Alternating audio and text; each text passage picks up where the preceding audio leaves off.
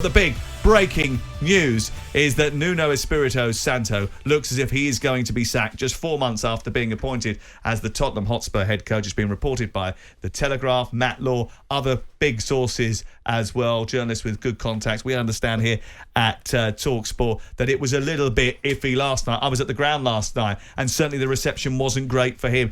Harry Kane booed for the first time.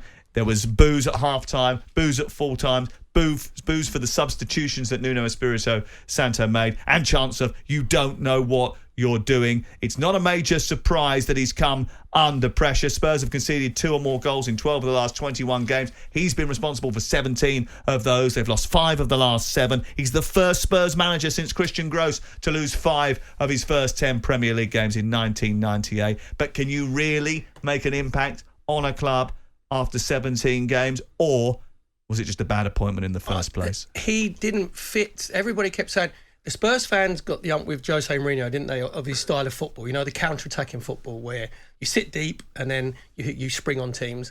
And they all wanted this sort of, the Spurs way, which is attacking football under Pochettino, where you press and you take the game to teams. It just didn't seem the right... What was he, the 9th choice as well? They had a lot of people, didn't they, that the thing that really surprised me is the director of football, Fabio Patrizi, right? He went for Paulo Fonseca and they interviewed him. He was the one that he wanted. He was very good at Shakhtar Donetsk. He had a decent record at Roma, got him 5th in Serie A, got in semi-finals Europa League. And if you believe the reports, it was because they thought that he wanted to play too much of an attacking game and too open and, and go and press teams. And you think, well, your team and your club has to have some sort of identity. I actually don't think that there's any sort of long-term plan at Tottenham Hotspur at all. Daniel Levy looks like he's going to appease the fans. I don't think he's above any criticism because I've said before, he didn't... he stuffed, basically, Mauricio Pochettino. When he wanted to get rid of... There was 4 players. I think Danny Rose was one of them. Christian Eriksen was another one at the time where he wanted him out the door. I think Alderweireld was another one. So Daniel Levy didn't back Pochettino when he needed backing. Then he brings in Mourinho, which was like a stellar appointment, which was a bit of a panic appointment. That gets that wrong. I don't think he's handled... He sacked Jose Mourinho 6 days before a cup final and brought in Ryan Mason. Yeah, I think that was maybe because we don't know what's behind it. Maybe it was that toxic behind. He thought that it might lift the mood, right? But it gives Mourinho an out because he said he's won half a cup, didn't he? Because he don't go on, which is quite funny.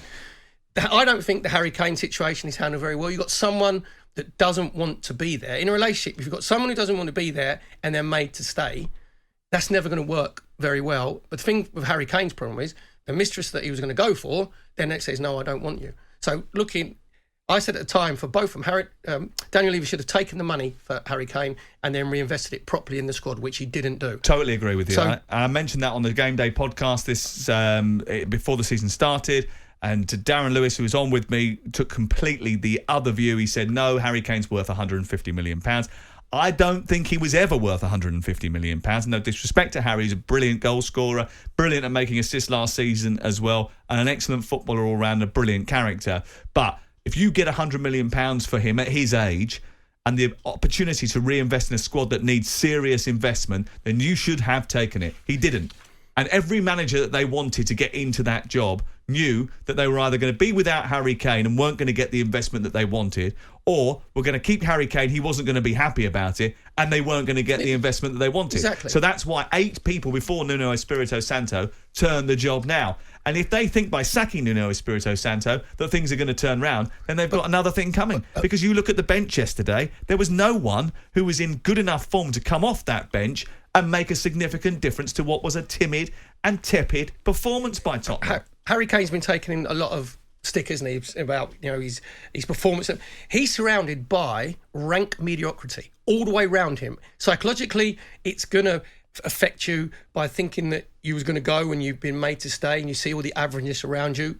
I think his confidence has been dented because obviously a manager like Pep Guardiola has said, no, I'll spend £100 million on Jack Grealish, but I'm not going to spend that sort of money on you. But he probably would have done 100, but not 150. So he's in this vortex at the moment, Harry Kane. You look at their starting 11 from yesterday. Oliver Skipp, all right, did really well for Norwich in the Championship last year, right?